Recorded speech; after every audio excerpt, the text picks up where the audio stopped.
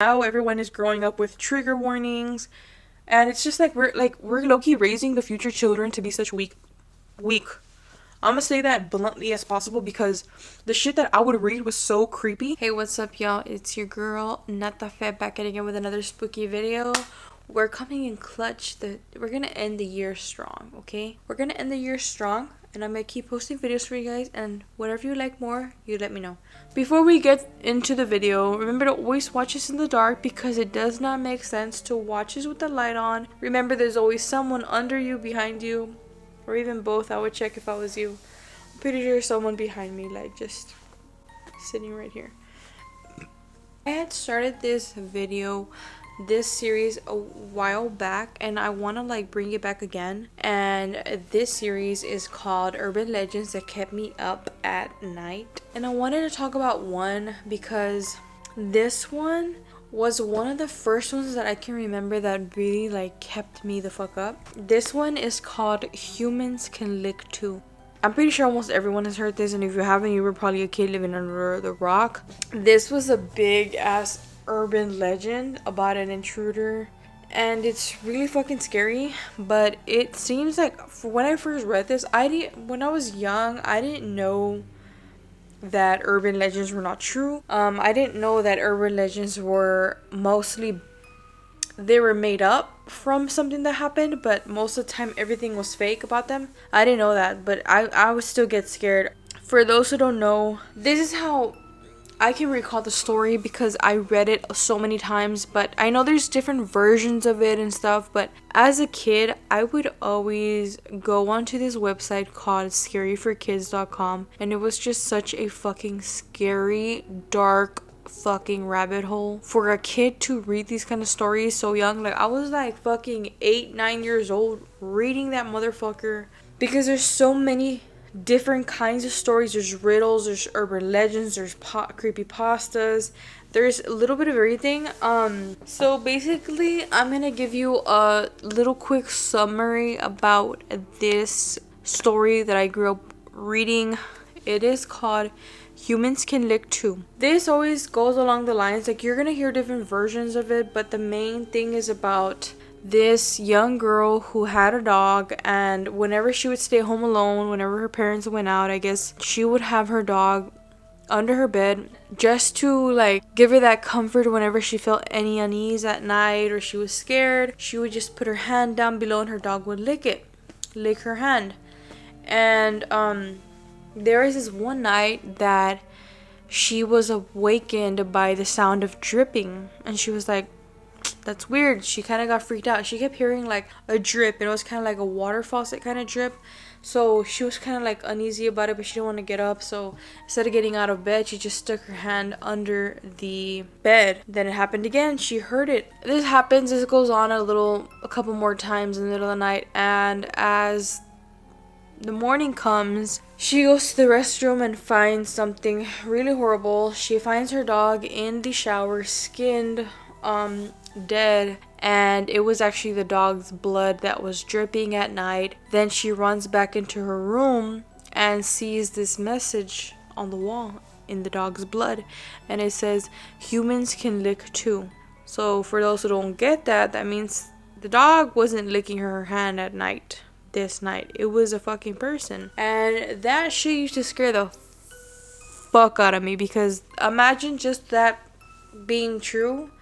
You don't want to hear that shit, you know? But yeah, that was such a creepy thing to read. They're like so simple, but it's just like the fact that I feel like back then kids had less restrictions.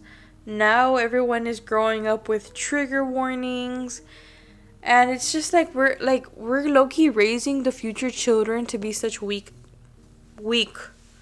I'm gonna say that bluntly as possible because the shit that I would read was so creepy. This is another story that I grew up hearing. I read this shit. I would read scary stories to tell in the dark. If you don't know what that is such a fucking scary children's book. Yes, bitch. Children's book were fucking scary back in the day. There's another one. It's a different kind of book, but it was also a children's horror book. And there's this story that fucking haunts the fuck out of me. If you're like afraid of like The Ring or what's the other one? The Grudge. If that shit scares you, this will scare you as a kid. Like, I'm pretty sure if you heard this story, you were traumatized too. So this one is called The Green Ribbon. If you guys haven't heard about this, and if you guys have kids, like, show them this shit, because, you know, this is scary. I'm probably saying too many bad words, but you can, like, just skip to right now. You know, you skip like 5 seconds from now. I'm gonna be talking about the story. So this, I remember this almost 100% of the story, because that's how good this story is.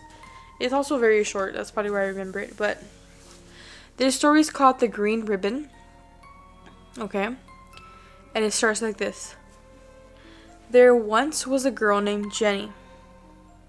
She was like all the other girls except for one thing.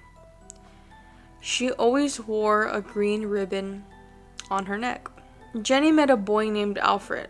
Alfred liked Jenny, and Jenny liked Alfred.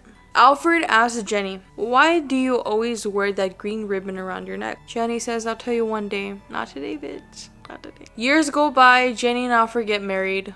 Alfred once again asks, "Why do you wear that green ribbon around your neck?" Jenny says, "I'll tell you one day." Years go by, Jenny and Alfred grow old. Jenny is sick. Jenny calls Alfred to her bed. And she says, "Take off my green ribbon and you will see."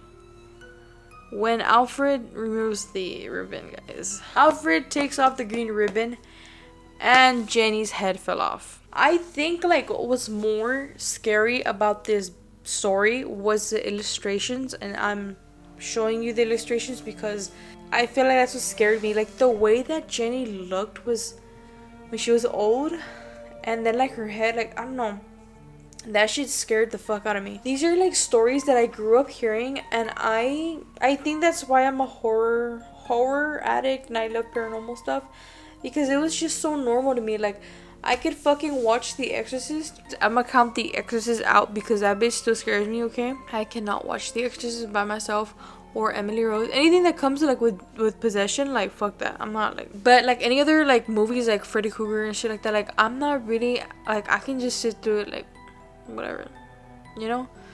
These are just stories that scared the fuck out of me, like bad. I know it's kind of random, but these are just things that I grew up with. Like there's more. There's another one of the clown statue. I know damn well. Oh, my movie's premiering, my video is premiering. Go ahead and check out all my videos. Also, another one that really did scare the fuck out of me. There is this other one of that was on sorry guys, I got a brain fart.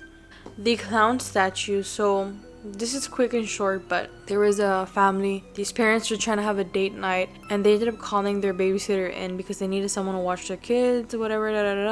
The babysitter, you know, she came in as usual. She did her own thing, got the kids ready for bed and everything, and she went to go chill in the parents' room to watch some TV. She noticed something very unsettling in the corner of the room. She calls the parents. She noticed it, and it was like kind of creepy. She noticed something weird, and she didn't want to make a big deal about it because she didn't want to seem like, I guess she didn't want to seem like a scaredy cat or like a nag. But she noticed a short little clown statue, almost like a human size but little. She just felt uneasy looking at it. Couple hours later, she gets a call from the parents, and they're just calling in to check in to see how they're doing. And she's like, "Oh, everything's good. The kids are about to go to sleep. Everything's good." So she does bring up, she's like, "Oh, like I wanted to see if I can maybe cover the clown statue. It's really making me feel uneasy. Like I don't want to seem like a bother, but I just feel weird, guys." And then they quickly stayed quiet for a little bit, and they're like, "Grab the kids, leave the house."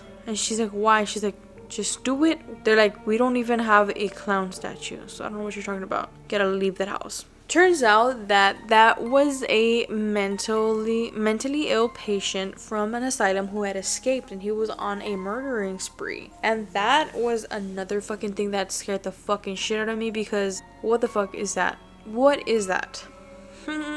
Another one that I want to talk about, let's see. One that really did scare me, it was about, also when I was a kid, I also heard about Slenderman. And this was before I knew that it was like a creepypasta urban legend, but it was just, I was so interested, like, intrigued by it and so afraid by it. I thought it was real. Like, I thought kids were literally getting kidnapped and taken into a different dimension by this tall, scary tentacle man. And I would even play the games of it, and I would even I saw this movie on YouTube. It's like a Slenderman movie. It was so scary, guys. It gave me nightmares. Like, just thinking about that this man was gonna come for me. I was literally so afraid that